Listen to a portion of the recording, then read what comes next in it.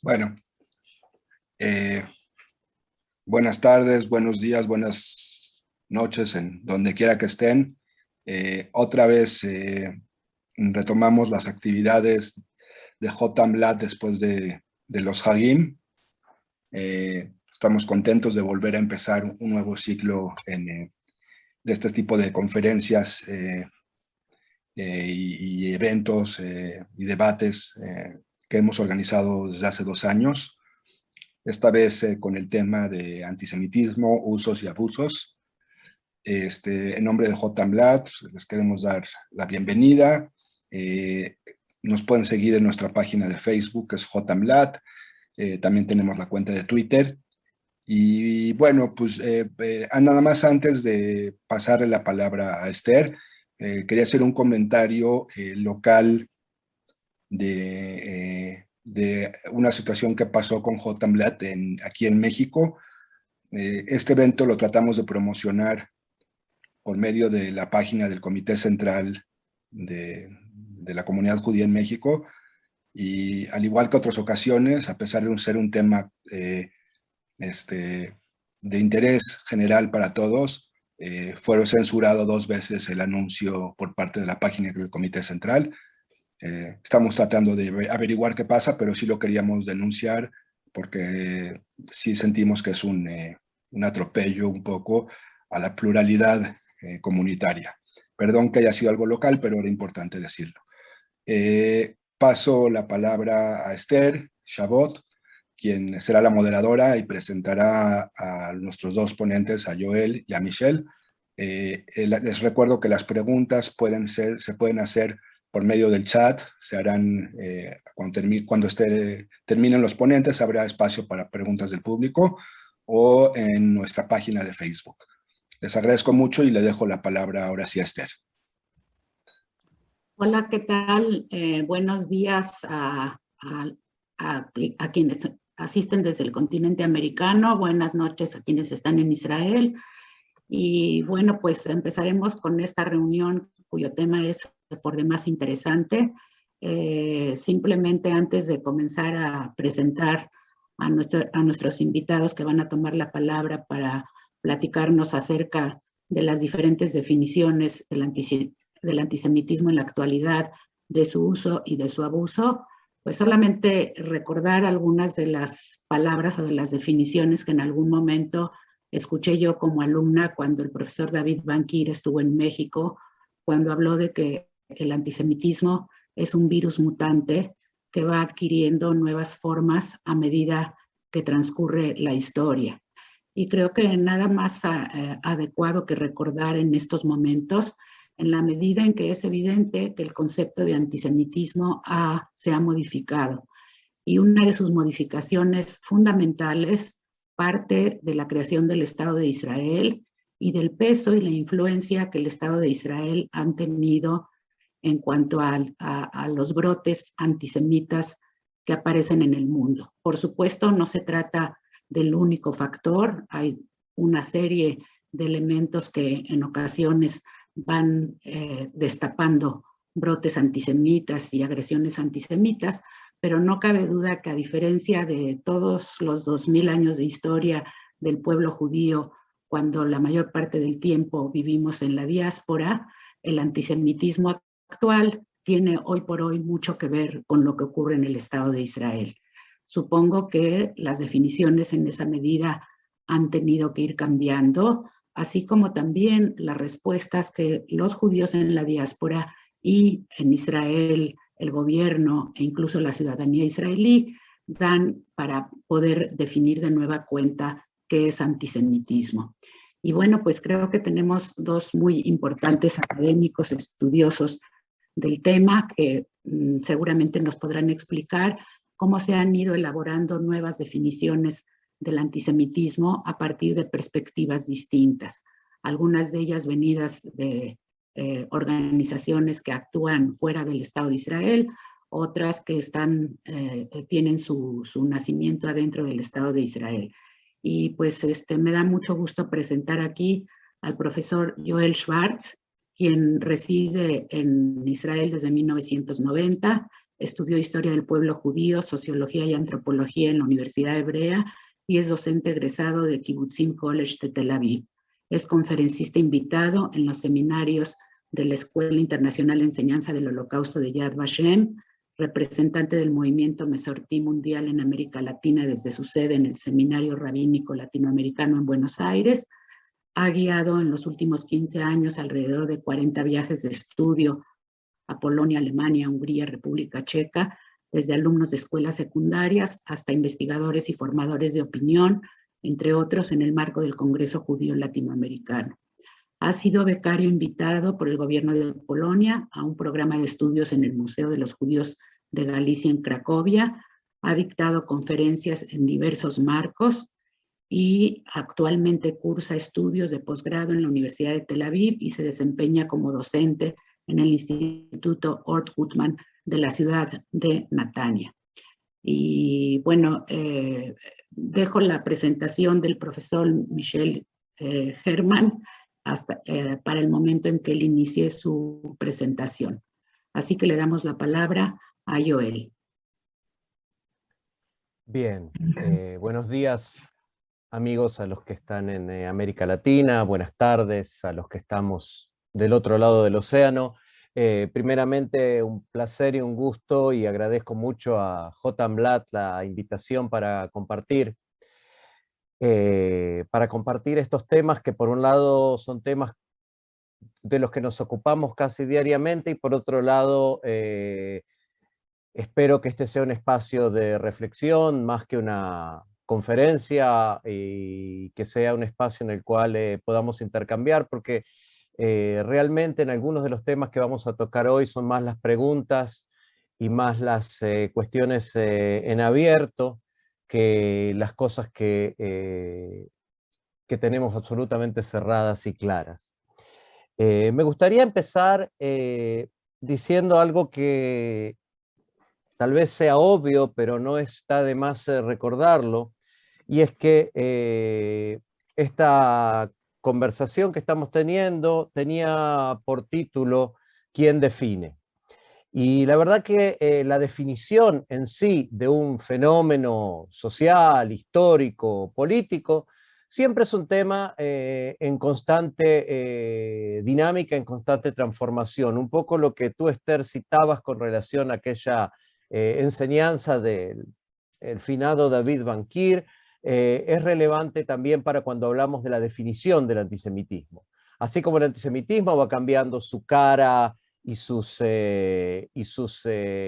formas, también la forma en que lo definimos va cambiando a lo largo de los años y por supuesto que también la forma en que las personas se relacionan con el fenómeno del antisemitismo también tiene su propia dinámica y esa dinámica no está excluida, sino que por el contrario está completamente metida dentro del tiempo que nos toca vivir.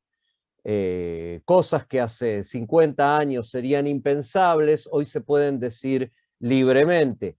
Cosas que hoy, de la misma manera en que hay cosas que hoy en día causan una cancelación automática, en este marco lo que se llama la cultura de la cancelación, y que hace 20, 30, 50, 70 años atrás eran vox populi y se hablaba y no había ningún problema.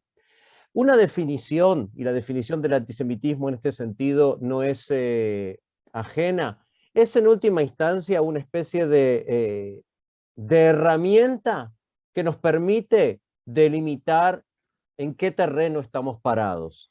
Y por lo tanto, como herramienta puede ser utilizada, ya que vamos a la expresión utilizar, que también estaba en el título de este encuentro, también puede ser utilizada con diferentes objetivos, a veces con objetivos que son diferentes de aquellos con los cuales fue creada en un principio. Tal vez habría que empezar por decir que la definición aceptada hoy en día en la mayor parte de los países, aceptada por las Naciones Unidas, aceptada o por lo menos que se trabaja en función de ella en una buena parte de los países del mundo, incluyendo una buena parte de los países de la Unión Europea, es la definición que fue asignada, firmada por 31 países miembros de la Alianza Internacional para el Estudio y el Combate del Holocausto, que es la definición que se firmó en el año 2016. Y después la vamos a compartir en el chat para aquellos que no la conocen, pero solamente por tomar su frase central, dice que el antisemitismo es una cierta percepción de los judíos que puede expresarse como el odio a los judíos. Las manifestaciones físicas o retóricas del antisemitismo se dirigen a las personas judías o no judías y a sus bienes, a las instituciones de las comunidades judías y a sus lugares de culto. Esta es la definición básica, y lo que hizo esta coalición que existe hace 2 décadas y que se reúne periódicamente los representantes de los diferentes países con académicos de las principales instituciones del mundo o muchas de las instituciones del mundo que trabajan los temas que tienen que ver con, en principio, la educación que tiene que ver con el Holocausto, y en los últimos años cada vez más el combate al antisemitismo actual, al antisemitismo real que existe en muchos lugares del mundo, tiene todo un desarrollo posterior en el cual se dan diferentes ejemplos puntuales de qué es lo que esto significa y qué es lo que comprende la definición en una forma más práctica. La principal crítica, por decirlo de alguna manera, que se le ha hecho a esta definición, y otra vez, vuelvo un poquito atrás, lo que creo que es importante que tengamos en cuenta es quién firma la definición. Es una definición que está hecha que está en última instancia firmada por representantes de países, es decir, no es una definición hecha por académicos, si bien los académicos formaron una parte muy importante del proceso, no es una definición escrita exclusivamente por el Estado de Israel o por académicos israelíes o por representantes del pueblo judío, israelíes o no, sino que es una definición construida a partir de una coalición internacional que tiene todo un proceso de varios años de construcción y que en última instancia, más allá de las críticas en las que vamos a entrar en un minuto más, es un desarrollo positivo. Quiere decir que cada vez más países y instituciones a nivel mundial acuerdan en la necesidad de combatir algo que se llama el antisemitismo. Y acuerdan en que el antisemitismo en sus formas, y sobre las formas vamos a llegar en un minuto más, es algo que los países, no solamente las comunidades judías, no solamente algunos grupos, no solamente algunos grupos políticos, sino los países, los estados con todo su aparato, tienen que tomar algún tipo de responsabilidad en su combate. Y eso es algo que es un fenómeno de los últimos 25 o 30 años, y es un fenómeno que, en mi modo de ver, es positivo. E inclusive yo agregaría, antes de la crítica, que esta definición es una herramienta, en principio, positiva, es una herramienta buena a la hora de venir a buscar, a la hora de generar todo tipo de legislaciones o procesos de educación en los diferentes países, en las diferentes repúblicas que conforman esta coalición de países a favor de la educación del Holocausto y contra el antisemitismo. Sin embargo, a la hora de analizar un poco más en profundidad, y me imagino que muchos de ustedes les estoy diciendo cosas que son casi de perogrullo, que las conocen tanto y más que yo, hubo quienes encontraron que la definición del antisemitismo ponía un excesivo acento a la hora de dar ejemplos, ponía un excesivo acento en los ejemplos que tenían que ver con el Estado de Israel y con la crítica al Estado de Israel. Y ese punto creo que fue el punto que de alguna manera determinó la incomodidad, porque nosotros, y tal vez Michelle lo va a contar un poco más desde su perspectiva de Brasil, pero aunque saquemos el caso brasilero por unos segundos del medio, igual va a ser parte. Nosotros sabemos perfectamente que la crítica al Estado de Israel y el antisemitismo a veces corren por el mismo camino y a veces corren por caminos separados, igual que el fenómeno contrario, que es el fenómeno de personas o grupos ideológicos o partidos que tienen simbología, discursos utilización de motivos claramente antisemitas por un lado, y una gran simpatía y un gran grado de solidaridad con determinadas políticas o con determinados elementos que hacen a la coyuntura actual del Estado de Israel. Tema que me parece que se toca mucho con lo que nosotros estamos hablando ahora. Por lo tanto, el excesivo acento puesto en el Estado de Israel como de alguna manera el motivo central del antisemitismo actual, llevó a muchos académicos a reunirse, a trabajar, a conversar y a sacar una segunda definición, que es lo que se llama la Declaración de Jerusalén. La Declaración de Jerusalén, a diferencia de la declaración anterior, y veo que aquí los han colocado ambas definiciones en el chat, para que las conozcan en profundidad, los que no las conocen, la Declaración de Jerusalén tiene la particularidad de que es una declaración hecha por académicos. Es una declaración que está por afuera de los marcos institucionales de los estados, inclusive del Estado de Israel, que está inclusive por afuera de los marcos institucionales de las organizaciones que tienen a su cargo la preservación de la memoria del Holocausto o la lucha contra el antisemitismo. Si bien algunos de los académicos que la firman son personas que actúan en marcos como el Museo del Holocausto de Washington o Yad Vashem, pero ni el Museo del Holocausto de Washington ni Yad Vashem son parte de esta definición.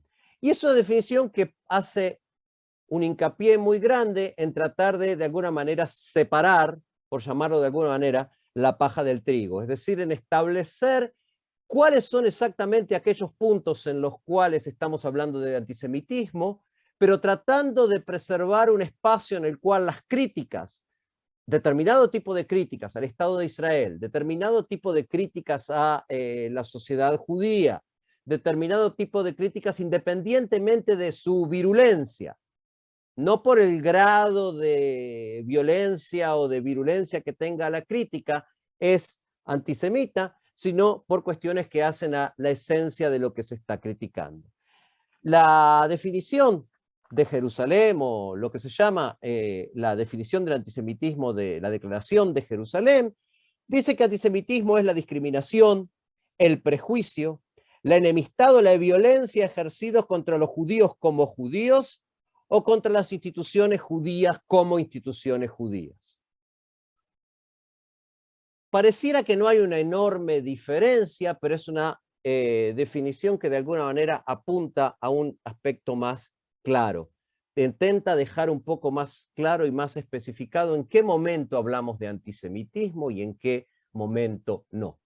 La definición o la Declaración de Jerusalén hace un enorme esfuerzo por separar cuáles son las críticas ilegítimas al Estado de Israel de aquellas que son legítimas. Críticas a la política de Israel, inclusive cuestionamientos en la esencia misma de lo que sería la creación del Estado en su historia, no necesariamente estarían conformando, de acuerdo a esta definición, un acto de antisemitismo. Otra vez, no necesariamente. Y aquí entra la cuestión del idioma o del uso que nosotros le damos a esta herramienta llamada definición. Vuelvo a repetir, yo creo que la definición de la alianza, la primera de 2016, era una definición con la cual se podía trabajar, pero que contiene ambigüedades. Y esas ambigüedades son las que han determinado que este grupo importante de académicos, a los cuales se han sumado otros académicos, inclusive de América Latina, después de que la definición fue definida, de alguna manera lo que busca es tratar de esclarecer, tratar de dejar un poco más en claro cuáles son los límites del debate que sí son permitidos y que sí son legítimos. Darle a personas como, me imagino que somos muchos de los que estamos acá, la posibilidad de participar de un debate en el cual, si bien el fantasma del antisemitismo va a estar presente en todos los marcos, no sea el fantasma del antisemitismo una especie de nube que nos amenaza en cualquier discusión que nosotros tenemos sobre las políticas de Israel, sobre la ocupación, sobre los diferentes espacios de discusión en los cuales el Estado judío como Estado judío, la sociedad israelí como sociedad israelí, están involucrados. Y acá creo que nosotros como judíos, digo progresistas y yo mismo me corrijo y digo, pero progresistas no sé si es la mejor definición. Ustedes me entienden.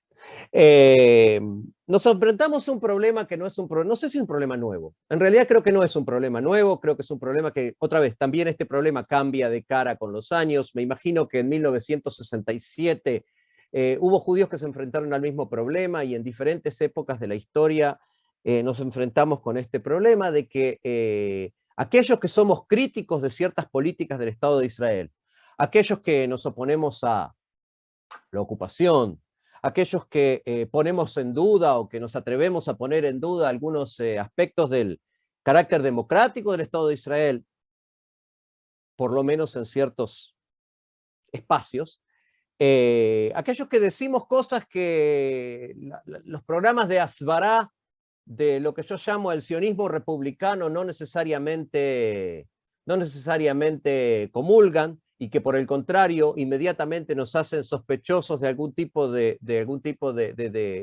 connivencia con el antisemitismo, tenemos con relación a esto algunos problemas. Y creo que el problema es que una vez que terminamos de definir, tenemos que entender que sí existe un antisemitismo de izquierda, o por lo menos existe un antisemitismo en la izquierda, que a lo mejor es un poco más preciso. Un antisemitismo que justamente encuentra su fuerza, se fortalece en un montón de espacios vacíos que van quedando, que va dejando lo que en Occidente se llama, por llamarlo de alguna manera, la imaginación liberal, un pensamiento que está más orientado por la corrección política, donde hay un montón de cosas que, como decía al principio, no se pueden decir, no se pueden discutir, no se pueden hablar, especialmente en el mundo académico. Y nosotros, por un lado, acostumbramos a afirmar, colocar como una línea divisoria la afirmación del derecho a la existencia de un Estado judío, la afirmación del derecho a la existencia del Estado de Israel. Para mí esa siempre fue y continúa siendo una gran línea divisoria, pero a veces no nos damos cuenta, o todavía no nos dimos cuenta, que para una parte de la imaginación liberal de Occidente, la misma idea del Estado-nación no es algo sagrado, es algo cuestionable. En especial cuando lo que vamos a llamar la violencia inaugural, es decir, la violencia que configura cualquier Estado-nación en su construcción, todavía está expuesta, todavía se puede ver, y en el caso de Israel la podemos ver, no tenemos más que abrir el diario de hoy, no hace falta el de la semana pasada, el de hoy. Y no hace falta más que eso para ver que esa violencia continúa expuesta. Y en ese sentido creo que en un diálogo como el que nosotros estamos tratando de tener hoy es importante porque más allá de las definiciones sobre las cuales vamos a continuar trabajando, sobre las cuales las comunidades judías van a continuar trabajando, sobre los cuales vamos a continuar discutiendo y tratando de llegar a la definición más exacta y más precisa, creo que justamente hay algo que es un trabajo que tenemos que hacer nosotros hacia adentro, de nosotros mismos poder establecer cuáles son nuestras divisorias de agua, cuáles son nuestros, por llamarlos de alguna manera, puntos rojos hacia adentro y hacia afuera. Hacia adentro para saber con qué estamos combatiendo, con qué estamos peleando dentro del pueblo judío y de la sociedad israelí, y hacia afuera para saber reconocer dónde están aquellos que pueden ser aliados potenciales y dónde están aquellos que en última instancia ni en forma potencial podemos tener de aliados. Creo que esos son, para empezar, los primeros puntos con los que quería compartir con ustedes. Muchas gracias, Joel.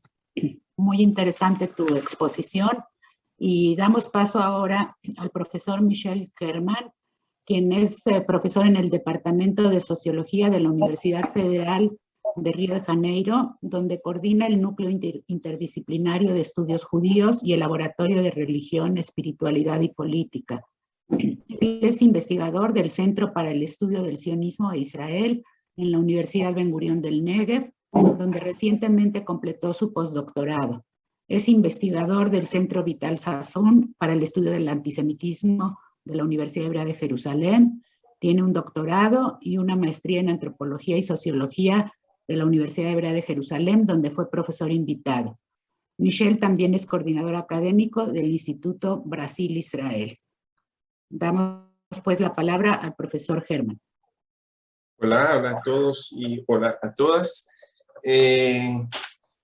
Antes de todo, quería pedir disculpas porque voy a hablar en perfecto portuñol. Y entonces, así me pedieran, podía hablar en portugués despacio, pero me parece que para algunos es más difícil, entonces voy a intentar hacer como que hable en español, pero no es un portuñol de Río, de la zona norte de Río. Bueno, gracias a todas y a todos, buenos días, buenas noches. Estoy viendo acá caras muy conocidas, que me parece muy bueno estar con ustedes, gente de Israel y del continente. Yo quería empezar hablando que hay dos puntos acá que Joel, con quien tengo el placer de compartir, y ser el compañero de México, ya hicieron muy bien. Me parece que quería empezar por ellos. Y Stan dijo que hay una definición del profesor David Bankir de los virus. O sea que hay acá una definición del antisemitismo como un virus cambiante, donde hay que entender cuál es la situación hoy para así comprender el fenómeno. Y el compañero de México, que no estaba prendida en mi cámara, dije que hubo un problema puntual con la Comunidad de México, que me parece que no es puntual, que no es local, que es la censura, no por el tema, pero por quién invitó a la comunidad a hablar del tema. Acá son dos puntos importantes y quería empezar por ellos. El primero, nosotros tenemos un problema, Esther, y acá hablo como historiador, porque quería hablar un poco y a él más como historiador que como liderazgo comunitario, que no soy más de la liderazgo comunitaria de Brasil. El problema es la definición. Si se plantea una definición, y esa definición es que hay un fenómeno y los cambios son tan distintos que se trata de ellos como virus, para el historiador, la definición de un mantenimiento general de cómo se llama el fenómeno es un problema. Es un problema porque puede ser, y acá la definición ideológica, que interesa ideológicamente que el tema de antisemitismo sea el mismo que pasaba en los años 50 en Argentina y en los años 2000 en la izquierda de México. La definición es ideológica porque parece interesante que se plantee la definición general, pero en términos de fenómeno sociológico puede ser que estamos hablando de otras cosas, de definiciones tan distintas acá y ahí, que solamente por una cuestión ideológica, el compromiso, por ejemplo, del sionismo como defensor de los judíos en el mundo y la definición de que necesitamos de un Estado fuerte, puede definir fenómenos tan distintos cuanto un antisemitismo en la izquierda argentina, cuanto un filosemitismo en la derecha brasilera, como fenómenos de antisemitismo. Puede ser que estamos hablando de cosas distintas.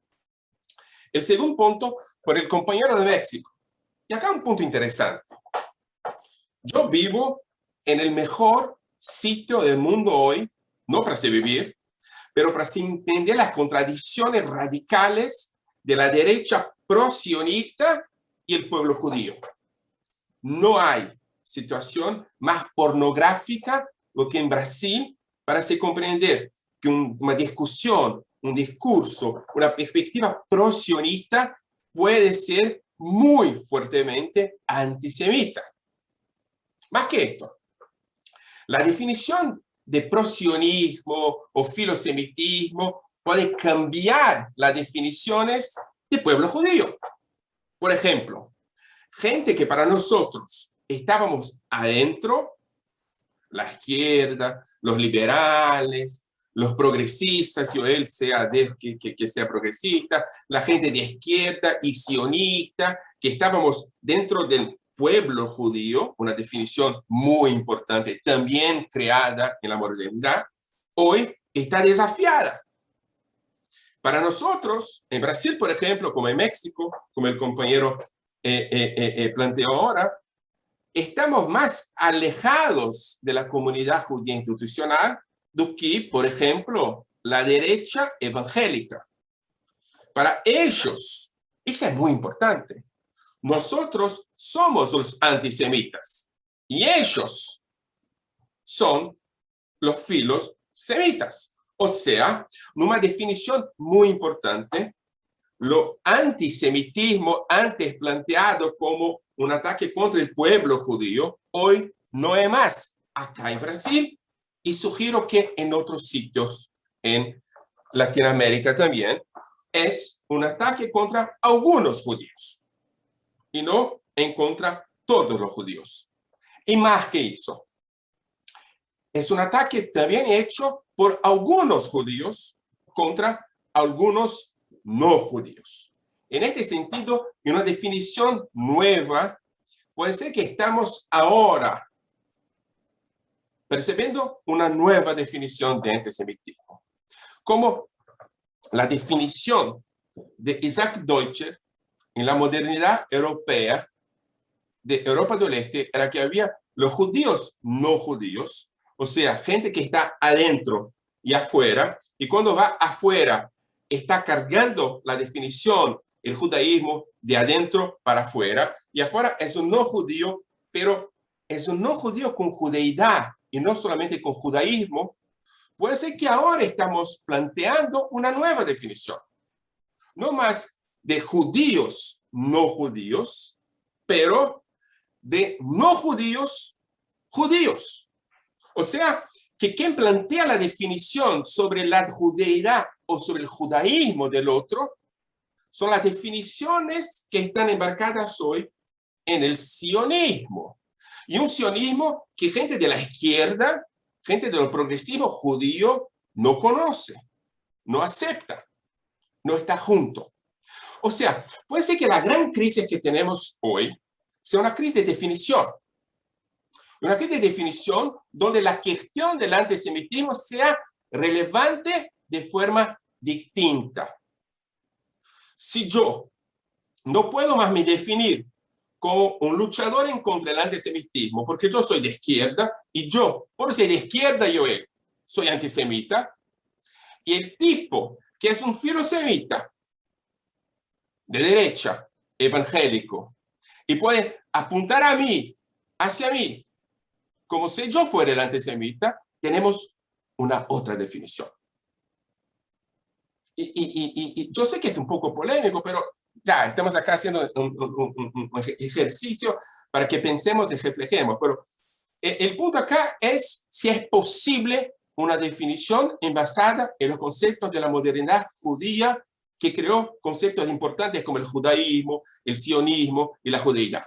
Porque acá, por ejemplo, tenemos un divorcio radical muy fuerte desde el concepto de judaísmo y el concepto de judeidad, en los términos de Albert Memé, donde la gente que tiene conexión étnica, cultural con el judaísmo, es menos vista como judío do que la gente que tiene una concepción religiosa, espiritual del judaísmo. O sea, hay un divorcio muy interesante para se comprender el antisemitismo, el concepto de antisemitismo, entre judeidad y judaísmo. La gente que está conectada por el judaísmo, en la perspectiva de judeidad, es menos judía en la perspectiva comunitaria desde acá, brasilera, do que la gente que está conectada con el judaísmo por una perspectiva judía, cristiana, evangélica. Y acá tenemos que buscar otras herramientas para definir qué es antisemitismo. Porque yo estoy proponiendo acá es que las definiciones de antisemitismo desde 2016, Joel, pueden ser que no sean más relevantes para el mundo en 2021.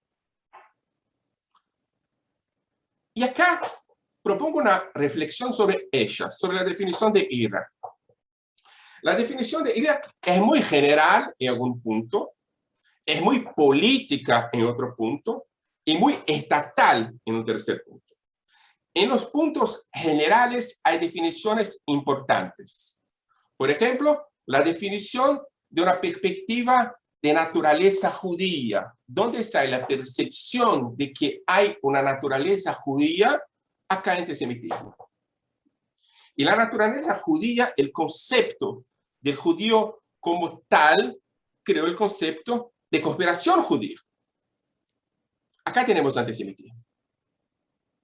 El segundo punto, el punto político, es que el centro de la identidad judía por ira es el Estado de Israel.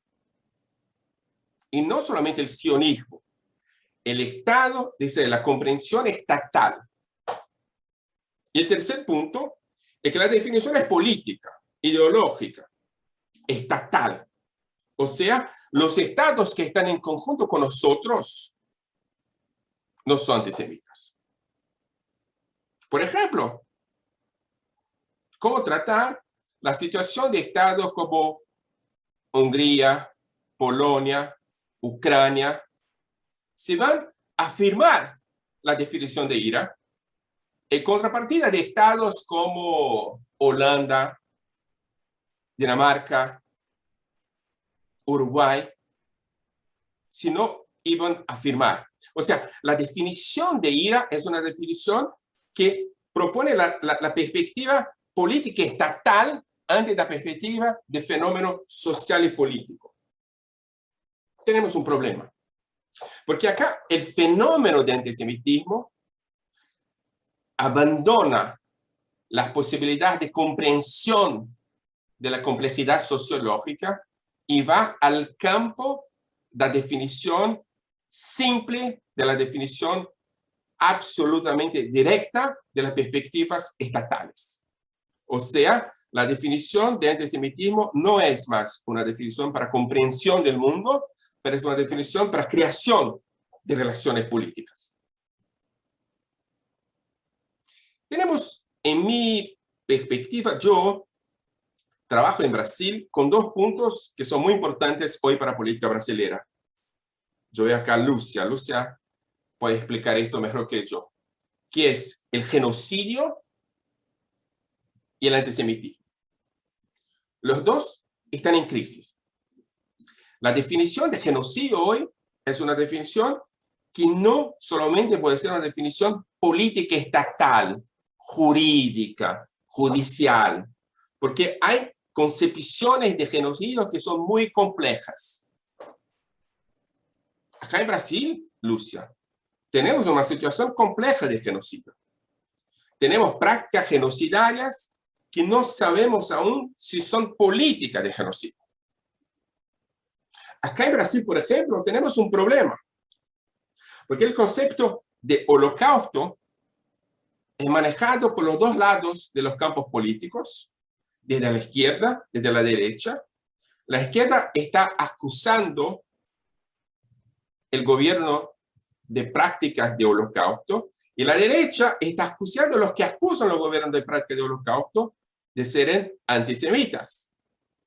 Miren bien, los judíos de la izquierda que hablan de holocausto con relación a prácticas específicas del gobierno están tratados acá como antisemitas. O sea, el holocausto y el genocidio entran en una definición que es una definición muy compleja, que está muy alejada de las definiciones políticas judiciales. Y el antisemitismo también.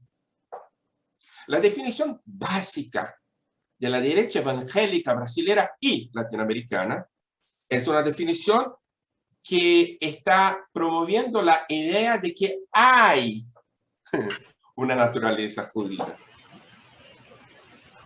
y de que hay una conspiración judía. Y de que los que están conectados con la naturaleza judía y con la conspiración judía están en el lado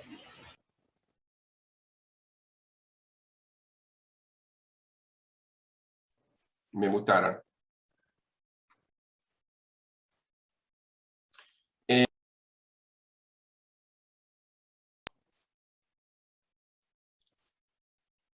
Está escrito que el host muted me.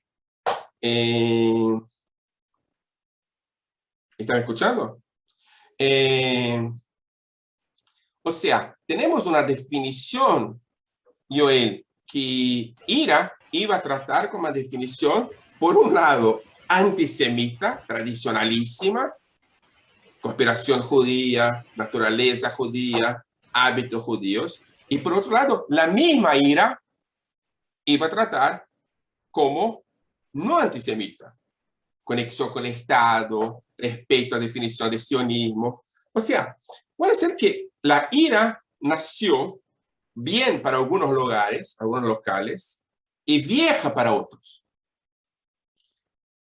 Y sospecho yo que para Latinoamérica nació más vieja do que joven. Acá en Brasil hay una definición importante, que es la definición donde el contexto de Ira nació, que fue la conferencia de Durban en Sudáfrica. No nos olvidemos, la conferencia de Durban en Sudáfrica fue muy importante para las nuevas definiciones de sionismo, antisionismo y antisemitismo. ¿Qué pasó en Durban? Ustedes saben mejor que yo. Hubo 3 Durbans, la de ahora, la de hace 10 años y la de hace 20 años. La primera de todas, hace 20 años, hubo una tentativa muy fuerte de los palestinos de conectar la cuestión de la blanquitud, la cuestión de la colonización, de la esclavitud con Israel y con el sionismo. El resarcimiento de los palestinos junto con el resarcimiento de los afrodescendientes y cosas así. Tuvieron éxito en algunos puntos y otros no. Pero ¿qué pasó en la perspectiva de nosotros, de Brasil? Los representantes afro-brasileros estuvieran mirando hacia los israelíes saliendo, abandonando la conferencia, los europeos saliendo, abandonando la conferencia, y los africanos quedando. Eran 400 brasileños. Volvieron hacia Brasil.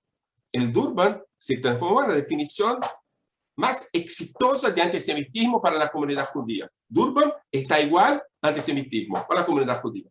Los judíos acá se transformaron en los blancos, los exploradores, los que son contra las acciones afirmativas.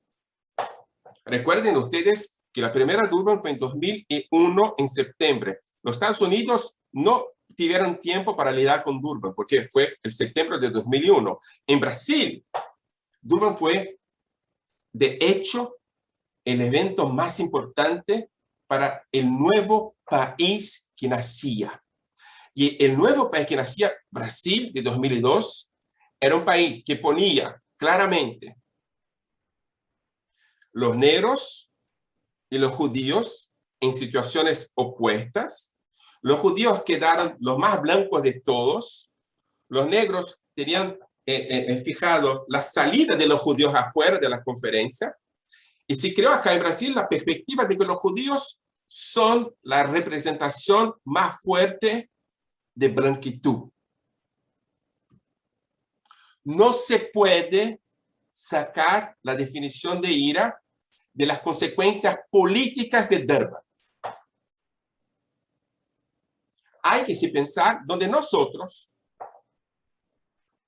los judíos progresistas, estamos vis-à-vis Durban. Si podemos hablar sobre los puntos antisemitas de Durban sin sacar el nene junto con la agua. O si no, si tenemos que estar conectados siempre a críticas hacia Durban, sin poner la importancia que tuvo Durban para nuestro continente, Sudamérica. Porque Brasil es un país importante en Sudamérica. Así, la definición y las definiciones de antisemitismo tienen que ser pensadas, en mi perspectiva, desde nuevas dimensiones, donde la figura del judío y de la judía son menos importantes que la estructura del antisemitismo como creación de una dimensión política e ideológica de la modernidad tardía, que es la modernidad post-Durban. O sea, la definición de quién es judío es menos importante do que la estructura de lo que hacer con los judíos. Porque acá tenemos la posibilidad en México, en Brasil, en Israel, de sacar la judeidad de judío, en poner en su local otro no judío que sea, por así decir, próximo de judío. Y es claro que la Declaración de Jerusalén, Joel, trabaja con estos puntos. O sea, la definición de naturaleza judía, de conspiración judía, la demanda de posicionamientos para gente cuando pasa alguna cosa en Israel, porque las personas son judías, la conexión automática con la definición general.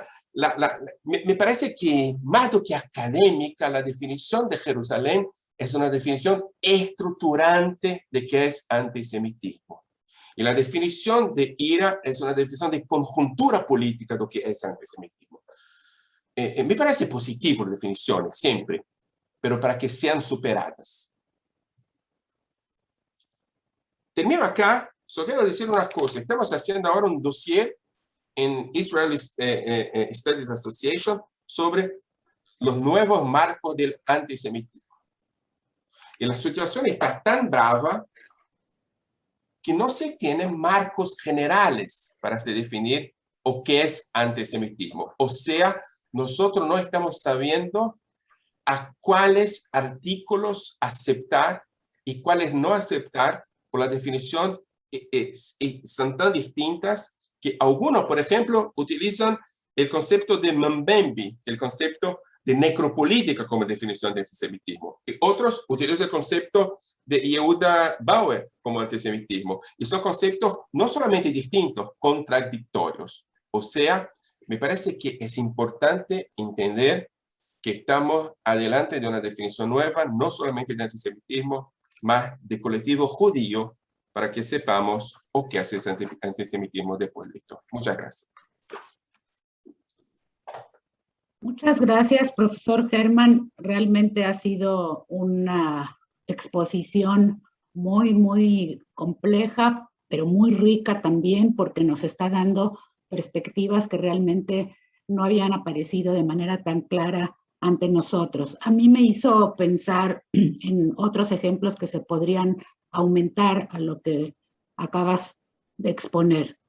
Por ejemplo, pienso en esta tríada de la relación entre el presidente Orbán, Bibi Netanyahu y George Soros, ¿sí? O sea, creo que eso ejemplifica perfectamente una de las facetas de lo que tú hablabas. O sea, esta situación en la cual en su cadencia previa, Netanyahu establece una relación muy cordial y amistosa con Orbán, a pesar de que Orbán mantiene a nivel oficial una postura que podemos calificar de antisemita al culpar a George Soros, un judío norteamericano, de estar conspirando en contra de la estabilidad y del bienestar de los húngaros. Y creo que esto es un ejemplo más de lo que tú dices, esta dificultad de cómo se ve esta situación desde los ojos de un israelí, por ejemplo, militante de la derecha, y cómo se ve esto desde los ojos de un israelí de la izquierda o de un judío también en la diáspora que puede estar a la derecha o a la izquierda. O sea, hay aquí una especie de esquizofrenia, de conflicto, que es muy difícil de resolver, como acabas tú de decirlo, con las definiciones típicas del antisemitismo. O sea, creo que la cuestión del sionismo se agrega, por supuesto, y lo que también acabas de señalar de manera muy atinada, de cómo hoy por hoy la religiosidad dentro del judaísmo es asumida como una parte mucho más genuina de una identidad judía que la judeidad, o sea, que la parte cultural. Y eso tiene mucho que ver, supongo, con los rumbos que ha tomado la política israelí en los últimos años hasta esta última elección con sus consecuencias. Bueno, es algo que yo quería agregar porque me parece que lo de Orbán y Bibi Netanyahu con Soros y también con Soros a nivel internacional, porque no es solamente la cuestión de la relación de Netanyahu. Hoy vemos que, por ejemplo, a Soros, dentro de la derecha radical norteamericana republicana, se le está acusando de estar detrás de la pandemia del COVID, de estar detrás de la campaña de Black Lives Matter, y entonces, ¿cómo queda el judío liberal Soros de las causas progresistas ante la visión de los grupos evangélicos, los grupos de la derecha? Creo que todo es un escenario radicalmente distinto del que estábamos acostumbrados 20 años atrás, ¿sí? Y bueno, aquí yo tenía, antes de pasar a las preguntas del público, algunas preguntas que previamente pues habíamos pensado que debían de presentarse para discutirse. ¿Cómo deben de considerarse dentro de la definición de antisemitismo los boicots económicos? Por ejemplo, en este caso, por un lado, el boicot económico a productos de todo tipo generados dentro de los territorios ocupados y por otro lado, esta campaña del BDS que pretende boicotear a Israel completo como país. Existe la posibilidad de poder diferenciar de manera académica ambas situaciones, y no sé quién quiera contestar, si Joel o Michelle. Joel. ¿Me escuchan ahora? Sí. Sí. Bueno, primero veamos los datos duros. Hay, antes de, digamos, de especular sobre el tema, a una de las dos definiciones, la definición de Jerusalén, específicamente excluye el boicot económico-cultural de la definición de antisemitismo, por lo menos a priori, que haya quienes no compren productos israelíes sin establecer diferencia entre productos israelíes producidos en los territorios ocupados y productos israelíes producidos de este lado de la línea verde.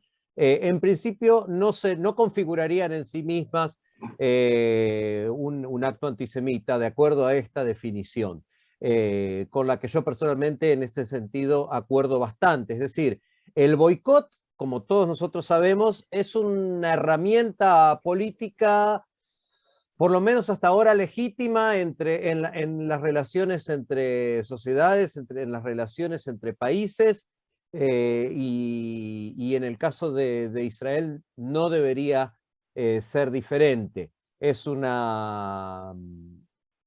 digamos así, es un recurso en general pacífico, y que justamente por eso creo que despierta un enorme rechazo por parte un enorme rechazo y un enorme grado de virulencia en los ataques hacia él por parte de la derecha israelí o de lo que yo llamo el sionismo republicano, justamente porque coloca en duda la legitimidad de determinados aspectos de la política israelí de una forma muy fácil de ver, de una forma muy evidente, sin tocar la esencia digamos, de la existencia del Estado de Israel. En ese sentido, me parece que no necesariamente no tendría por qué entrar dentro de la definición de antisemitismo. Por supuesto que si a esto se le agregan otro tipo de simbologías, otro tipo de motivos que en eso acuerdo con Michelle, nosotros más que definir qué es lo judío, tenemos que definir cuál es el perfil de lo que constituye el antisemitismo. Si nosotros le agregamos a eso motivos que tienen que ver con la conspiración judía, con la esencia judía, etcétera, etcétera, ahí ya estaríamos entrando dentro de un terreno que sí es un terreno antisemita, pero la acción en sí del boicot no debería a priori ser considerada una acción antisemita. Otra pregunta que no tiene nada que ver con lo que nosotros estamos haciendo, hasta qué punto esa acción es una acción efectiva a la hora de, por llevarlo al terreno más básico.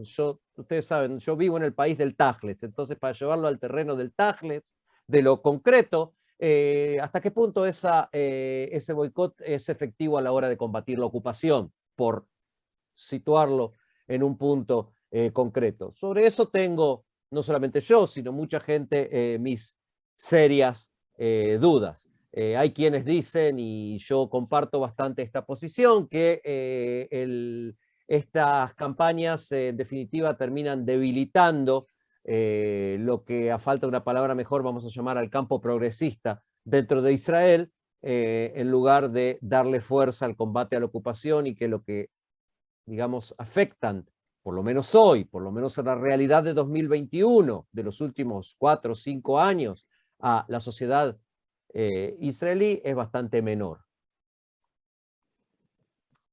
Gracias, Joel. Aquí quisiera nada más complementar con el ejemplo muy reciente de lo que ocurrió con lo de los helados de Ben & Jerry, ¿no?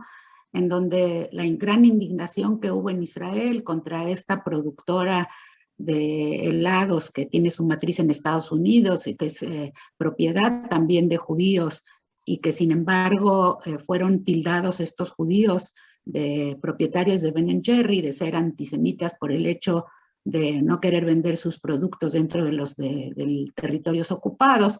Y bueno, creo que lo que dijiste ilustra muy bien qué es lo que sucede con un caso como estos. O sea, realmente en cuanto a combatir la ocupación es un gesto mucho más simbólico que algo de peso que pueda modificar la situación, pero por el otro lado sí nos muestra de qué manera hay dentro de la sociedad israelí esta piel tan delgada para no poder absorber una decisión que realmente constituye pues parte de lo que de manera libre puede decidir cualquier productor con respecto a quién quiere venderle sus productos o no. Esther, yo puedo complementar con Sí, claro. unos puntos solamente. Entonces, por la segunda pregunta de Joel, si es Tajles o no, si es eficiente o no. No, ¿ok? Pero esto no es mi problema. El problema de ellos. Sobre si es antisemita o no. Me parece interesante. Yo estaba hablando hace algunos meses con Judith Butler. ¿Ok? Y que es una persona muy interesante, una persona que vale la pena invitar para hablar con nosotros. Y me decía Judith Butler, el punto, el error del BDS es la comparación de BDS hacia Israel con la BDS hacia Sudáfrica. No son la misma cosa, pero creen ellos que sí son la misma cosa. Y son la misma cosa por 2 puntos. Primero, porque Israel es blanco y la definición de BDS hacia Israel es de blanquitud, y acá tenemos un problema de definición. Y el segundo punto es que Israel no es una sociedad democrática. Y Butler dice, sí, tenemos elementos democráticos en Israel. Acá tenemos 2 puntos. Hay un tercer punto. Hubo un proceso de conversión y desconversión en Sudáfrica de judíos progresistas. O sea, la institucionalidad judía desconvirtió los judíos de izquierda desde su seno. Acá tenemos una situación interesante a comparar con hoy, que está pasando en Sudamérica, en México, etc. Pero el punto acá me parece que, por ejemplo, en Canadá, Joel, no se puede decir que el BDS es antisemita. El BDS tiene una perspectiva muy específica, está menos preocupado con la cuestión cultural y más preocupado con la cuestión económica. El BDS está más preocupado en en poner en discusión, hay un estudiante mío haciendo un PhD sobre esto, en discusión sobre la ocupación y todo esto. Pero en Sudamérica tenemos en Chile, en Brasil, en México más do que en otros sitios, una perspectiva de conspiración judía muy presente en BDS. Muy presente. Más que esto, de que no hay izquierda judía, izquierda sionista en Israel, que hay una especie de un teatro de izquierda sionista, que es un teatro para poner legitimidad a la ocupación. Acá tenemos antisemitismo. Y acá tenemos, Esther, una situación muy simple, porque finalmente podemos decir, sí, es antisemitismo. El punto es que para mí, Michel, que veo la ocupación en Israel como a un crimen en contra de la población civil palestina, me parece muy interesante un boicot político, Joel, no por cuestiones económicas, por cuestiones políticas hacia la población diferenciada en Cisjordania, Israel, en los territorios ocupados. A mí me parece interesante, pero el problema, la situación que el BDS creó fue que nosotros, y acá la situación del helado, del Berry Jerry, es que estar en contra de la ocupación y defender el boicot en contra de los territorios ocupados, que es la muerte del sionismo para mí, que es la muerte de la definición de Estado democrático y judío y de Estado judío también. Para mí, la ocupación es mi mayor enemigo y me parece importante hablar de esto siempre, porque me parece que estamos naturalizando la ocupación. El boicot de la ocupación es legítimo, pero nosotros, hacia los ojos del Estado de Israel hoy, del gobierno de Israel hoy, de la comunidad judía, estamos en BDS por hablar de boicot. Y acá tenemos una tragedia. El BDS está debilitando la izquierda y no la derecha. La derecha está muy bien con el BDS. Me parece que la derecha quiere que el BDS esté fuerte y más fuerte. Con la derecha, el BDS está bien. Muchas gracias, Joel y Germán. Creo que... Esther, me gustaría agregar a lo que dice Michel, que estoy completamente de acuerdo, y inclusive lo que dije antes, que el boicot a priori sea una herramienta legítima no significa que no haya elementos antisemitas, y claramente hay elementos antisemitas en América Latina. Michel lo dijo muy bien, que se suben al caballo del BDS o se suben a caballo del boicot económico, del boicot cultural. Y sí, me gustaría agregar que no solamente que la derecha está muy bien con el BDS, sino que para cierta derecha el BDS y este tipo de organizaciones le permiten establecer, marcar al enemigo, por llamarlo de alguna manera, establecer quién es el rival, quién es el enemigo, les permite de alguna manera marcarnos entre comillas para saber quién con quién sí, con quién no. Y eso es paralelo a procesos de integración que los que hablaba Michel, de grupos que por ahí no tienen nada que ver con la judeidad, pero que se sienten afines a las políticas del Estado de Israel y a cierto judaísmo, sionismo religioso. Hace pocos meses, los que leen los periódicos de Israel tal vez tuvieron acceso. El ex embajador de Israel en Estados Unidos, de la época de Netanyahu, Ron Dermer, hizo una declaración que se escuchó, hizo bastante ruido acá en Israel, donde decía que había que empezar a dejar de lado la alianza con los judíos progresistas de Estados Unidos, que eran un arma de doble filo, y empezar a fortalecer en lugar de ellos la alianza con los grupos evangélicos, que son nuestros verdaderos amigos, nuestros verdaderos aliados en la sociedad americana. Si esto no es el fin del sionismo, es lo que más cercano hemos estado en los últimos años. Y esto indudablemente tiene que ver con las políticas que hacen a la cuestión de la ocupación que estábamos conversando antes. Sí, gracias. Bueno, en vista del tiempo, creo que es momento de que se pase a las preguntas del público, que alguien debe de haber estado anotando allí, a ver si se pueden reunir varias para presentarlas de una manera unificada. Sí, hay pocas preguntas, ojalá que lleguen un poco más, pero voy a tratar de simplificar 2 o 3 preguntas. La primera es, ¿cuál creen que es la diferencia entre antisemitismo y antisionismo? También menciona, es hecha por José, otra persona, Mauricio. Para él parte de la base que la definición de quién es judío es todo aquel que se siente judío y está orgulloso de ello. Con esta definición, el antisemitismo es simplemente todo ataque o ofensa a lo judío por solo el hecho de ser judío. El antisionismo forma parte del antisemitismo si se ataca a Israel por el hecho de ser un país judío. Tenemos aquí, digamos, la pregunta de diferenciación o qué hay en común entre el antisionismo y el antisemitismo. Digamos que esa es la primera pregunta que si quieren contestar, y ahorita hacemos resumen de otras que tengo por aquí.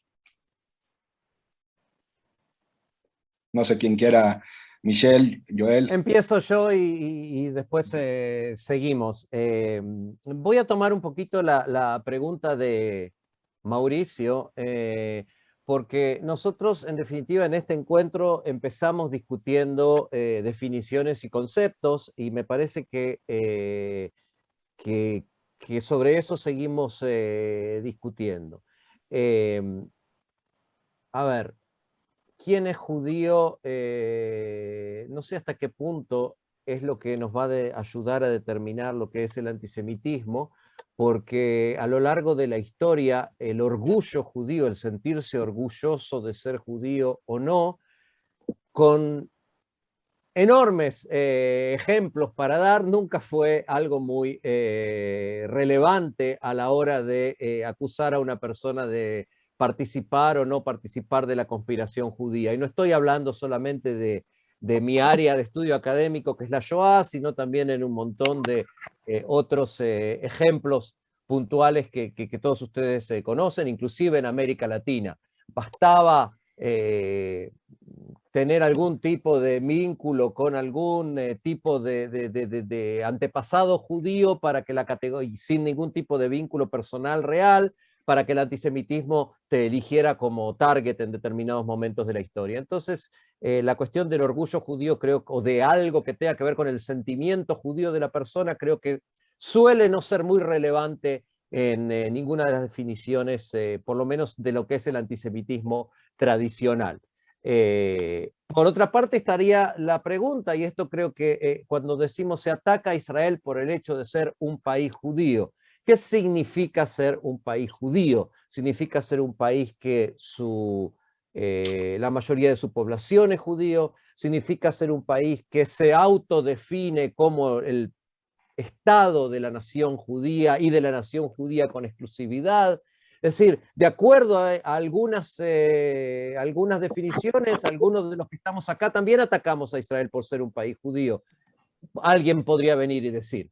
Es decir, la cuestión de las definiciones de qué significa ser un país judío varían de unos a otros. Nosotros tenemos población en Israel, población que está representada políticamente, que les va a decir que Israel todavía no es un país judío. Lo estamos haciendo de a poco un país judío a través de legislación y de crear una mayoría que tenga un determinado espíritu religioso que vaya de acuerdo con eso. Otros van a decir que el mero hecho de haber creado una soberanía judía en la tierra de Israel es lo que cuenta, de acuerdo a la definición más clásica del sionismo, y no hace falta prácticamente hacer más nada con eso. Es decir, hay diferentes definiciones de qué significa Israel como país judío, por lo que atacar a Israel como país judío también es un problema a la hora de hablar de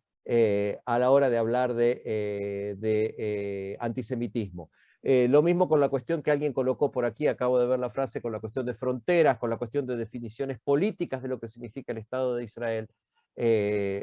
Otra vez, hay definiciones de acuerdo a las que patriotas israelíes y sionistas convencidos, algunos que están sentados acá en esta pantalla y que sus nombres están en estos cuadrados, podríamos estar incluidos dentro de la categoría de antisemita. Lo mismo que decía Michel antes. Por eso tenemos que buscar, lo que tenemos que buscar es la naturaleza del antisemitismo más que la naturaleza de quién es judío, que es lo que de alguna manera estamos volviendo sobre eso todo el tiempo. Michel, ¿quieres agregar algo tú? Sí, un poco solamente, me parece que estoy de acuerdo con Joel. Me parece solamente que hay un punto acá. De la misma que nació un nuevo problema, que quién es judío, y no la definición de quién es judío que conocíamos nosotros. Quién es judío, la definición de que el otro define quién es judío, y no solamente el pueblo judío define quién está en colectivo.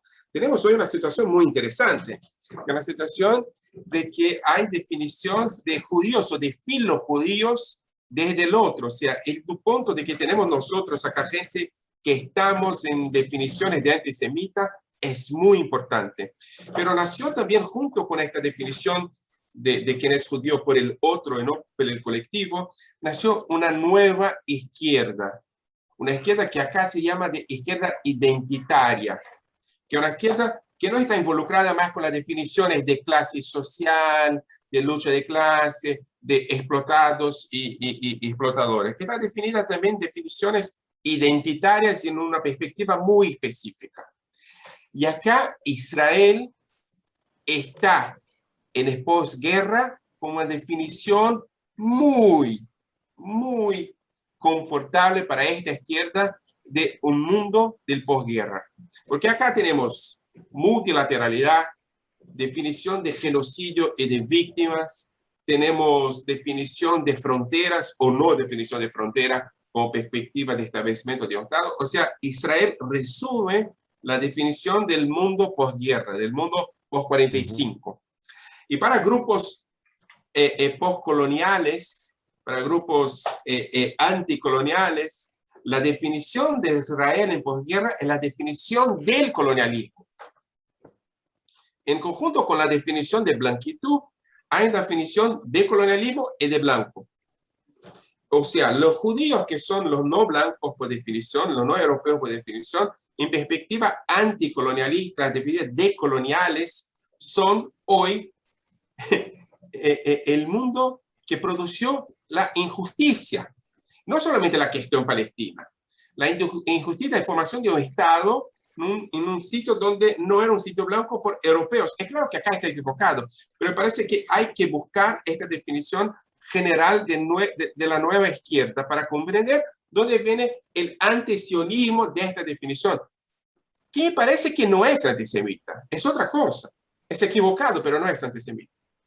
Otra definición que tiene que ver con nuestra derrota, Joel, es la definición de qué es un Estado judío. Y acá tenemos una derrota. El Estado judío, miren ustedes, las definiciones nacionales son invenciones o imaginaciones colectivas. Y el sionismo produjo una definición muy bien hecha de pueblo judío. Esta definición hoy está en una situación difícil, porque cuando se habla en Israel hoy de Estado judío, no está se hablando de Estado judío que los sionistas hablan. Estamos hablando de otra cosa. Hay que poner acá, la salida puede ser una salida sionista, ¿sí? Estoy hablando en un tono más optimista de lo que tengo yo. Me parece que hay una salida sionista para esto, que nosotros no estamos utilizando, porque la definición de pueblo judío es una definición sionista, y la definición de Estado judío hoy general en Israel es una definición otra, que no tiene que ver con pueblo. El último punto, hay una dimensión muy importante para la nueva izquierda, que es la definición de pueblos originarios. Y hay, en la perspectiva ideológica del sionismo, de mi sionismo, dos pueblos originarios en Eretz Israel de Palestina. La definición de Estado judío apaga uno de ellos. El pueblo palestino no es un pueblo originario en esta definición. O sea, la definición de Estado judío puede ser una definición antisionista. y no la definición sionista. Son cuestiones que están, me parece que generalmente el antisionismo no es antisemita.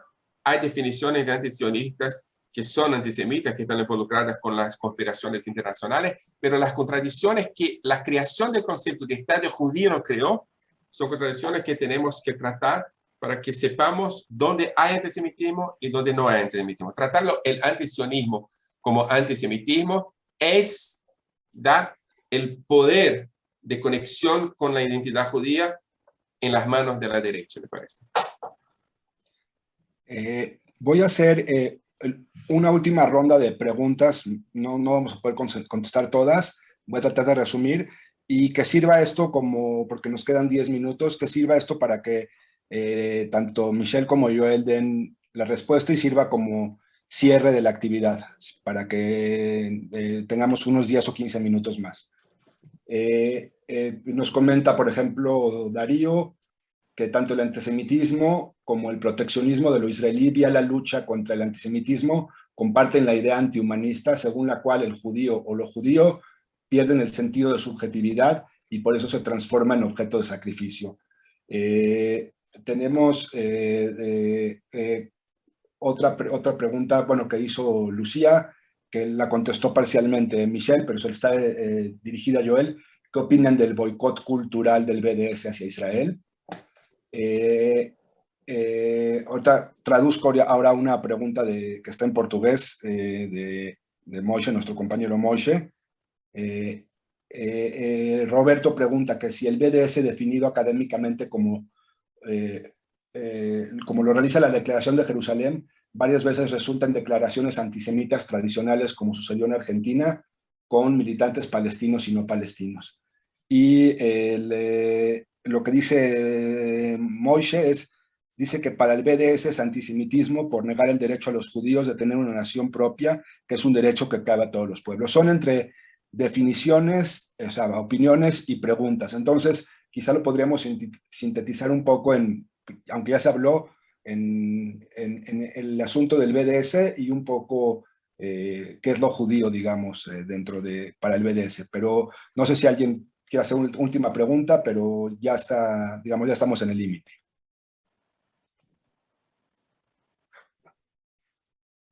Michelle, Joel. ¿Yo puedo preguntar?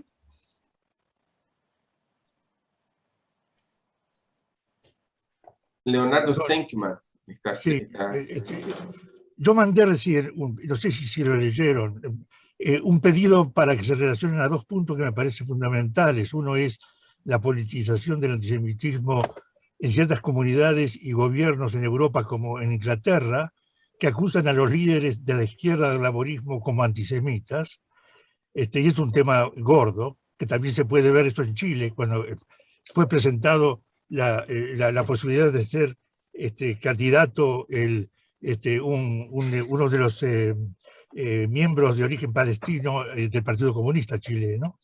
Y la otra pregunta, que es un tema muy gordo, pero es un tema que me parece importante que acá por lo menos se diga algo, es si la alianza estratégica de Israel con los Estados Unidos, vista como el proxy, Israel as a proxy of the US, genera antisemitismo en América Latina. Bueno, con esto creo que podemos cerrar los comentarios tanto de Michelle como de Joel con la pregunta de Leo, que ya estuvo con nosotros de ponente alguna vez. Entonces, escuchamos. Bueno, sigo empezando.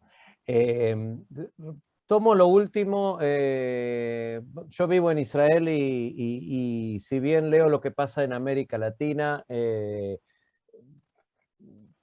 no hay duda, me parece, de que por lo menos en la base, y es probable que hoy en día estemos en una etapa un poco diferente, pero por lo menos en la base de digamos, del acercamiento de la izquierda latinoamericana a ciertos motivos antisemitas, esté el antiamericanismo, o más que el antiamericanismo, esté la cuestión colonial, la cuestión antiimperialista. Yo creo que en algunos grupos es clarísimo eso, en algunos grupos de izquierda es evidente y abierto, sin ningún tipo de tapujos. Solamente yo nací en Argentina, entonces tengo más, leo más los diarios de Argentina, pero cada vez que hay algún tipo de comentario se hace referencia a las dos embajadas, la embajada de Estados Unidos y la embajada de Israel, como las dos embajadas que manejan todo tipo de títeres, todo tipo de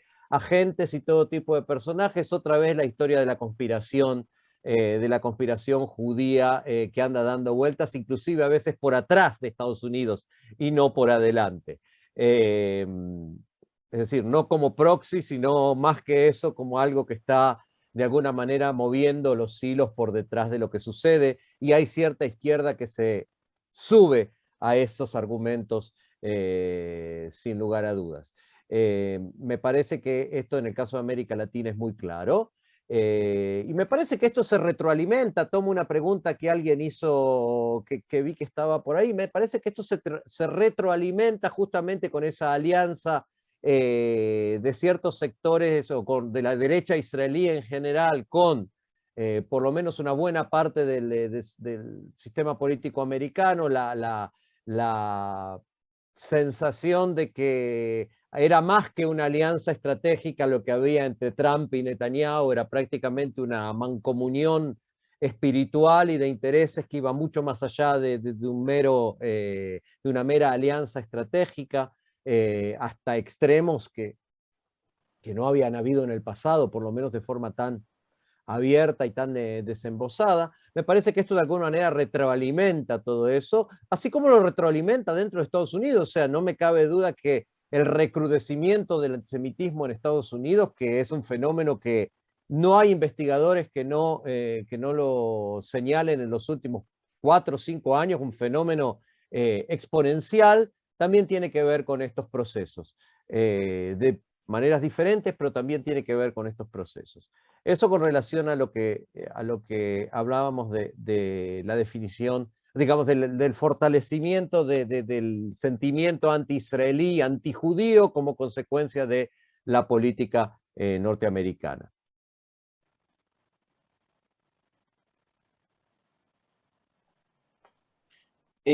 Bueno, primero hubo acá una pregunta si IRA está practicando, la definición de IRA está practicando una normalización de la ocupación. Me parece que a esto, Joel, no hay duda, la ocupación es poco citada, no es citada, y me parece que esto es una normalización de ocupación, y es una normalización de la definición de desigualdad política por origen étnico y nacional, que a eso hay un nombre para esto, que es peor que ocupación. Entonces, me parece que hay que tomar en cuenta que una definición sobre sionismo que nos lleva en cuenta la definición de desigualdad étnico-nacional es una definición casi antisemita. Estoy haciendo una definición estructural de antisemitismo. O sea, no el conjunto, pero el antisemitismo puede promover víctimas que no son los judíos también. Por ejemplo, en Israel esto está pasando muy, muy claramente. Hay dos preguntas, la pregunta de Leonardo Senkman y de Darío, que están dialogando. Me parece que es un poco más que la definición de Estados Unidos e Israel. Joel dijo que hay una definición espiritual entre Trump y Bibi Netanyahu. Me parece que es el punto. Acá tenemos una trampa para nosotros. No es la definición política, solamente la definición espiritual. Y no solamente de Trump, pero de grupos específicos anteriores en Partido Republicano que están produciendo en los Estados Unidos una desconversión de judíos estadounidenses y la promoción de no judíos estadounidenses en parte de la definición filosemita, prosionista y todo esto. O sea, acá hay un punto importante. Pero me parece, Leonardo y Darío, que hay una disputa muy importante, que es una disputa entre la nueva izquierda y la ultraderecha, que es una disputa de modelos por pasado.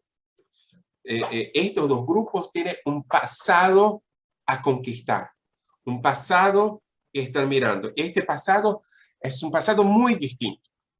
Es un pasado donde no había capitalismo, por un lado, donde no había explotación, donde no había ciudad. Es un pasado, por así decir, antes de la colonización. Y es un pasado muy involucrado con perspectivas antisemitas. Y acá invito a ustedes a discutir la definición de Abraham León, de Karl Marx, de Arendt sobre antisemitismo, o sea, o sobre judaísmo, en el caso de Marx. La definición de que el judío está visto como alguien que creó el capitalismo. Y la invisibilidad del judío en el proyecto de un nuevo pasado es posible si estamos saliendo del capitalismo. O sea, no hay subjetividad, Darío. Hay un judío que debe ser sacado porque él creó el mundo de la ciudad, el mundo del capitalismo, el mundo de la moneda. O sea, un mundo sin judíos es un mundo más justo, por un lado. Por otro lado, el Estado de Israel no es un concepto conocido por la ultraderecha. El concepto conocido es otro, de Malhut Yehudá, de reino de Salomón. El gran templo es la definición, no Estado. O sea, el judío no está visto como un elemento definido por su nacionalidad, pero un movimiento definido por una continuidad entre la perspectiva del cristianismo, el del judaísmo y el aislamiento de las dimensiones de judeidad. Y en este punto tenemos en los Estados Unidos esto que Joel dijo, la definición muy específica de una perspectiva espiritual entre blancos y blancos, judíos y cristianos, europeos e israelíes. Esta definición saca el Israel moderno del juego y pone un Israel imaginario en el juego. Y este Israel imaginario, tal cual el mundo imaginario de la izquierda, también nos saca a nosotros, los judíos de izquierda, progresistas, iluministas, los judíos progresistas que quieren el fin de la ocupación. Estos judíos están fuera del juego y los cristianos y los judíos de derecha están dentro del juego. Me parece que acá tenemos dos antisemitismos muy fuertes, o de la izquierda y de la derecha. El problema del antisemitismo en la derecha es que produce una conexión de Estados Unidos e Israel, pero no solamente de una Israel moderna, de una Israel imaginaria, donde la definición es el aislamiento de los judíos y el emblanquecimiento de la perspectiva judía. Tenemos problemas. Y muchas gracias por la invitación y por el debate. Bueno, Esther, si quieres cerrar con algo. No, bueno, simplemente dar las gracias a nuestros dos presentadores, a Joel, a Michelle.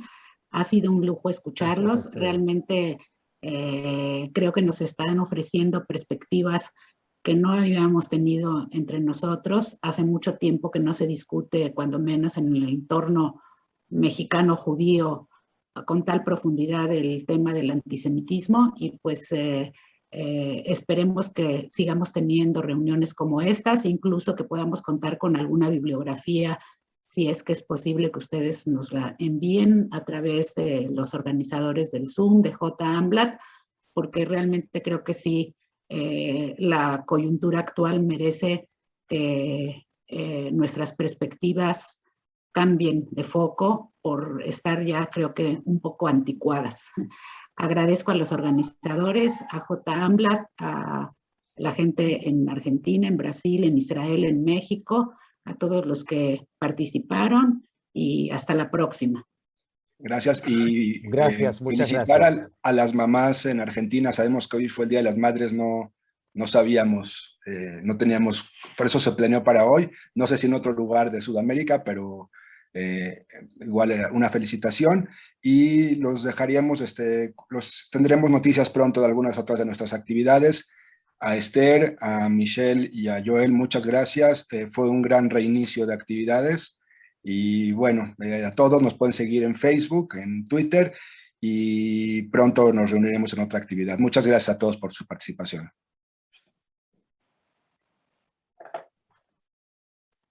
Hasta pronto, gracias. Hasta luego, muchas gracias.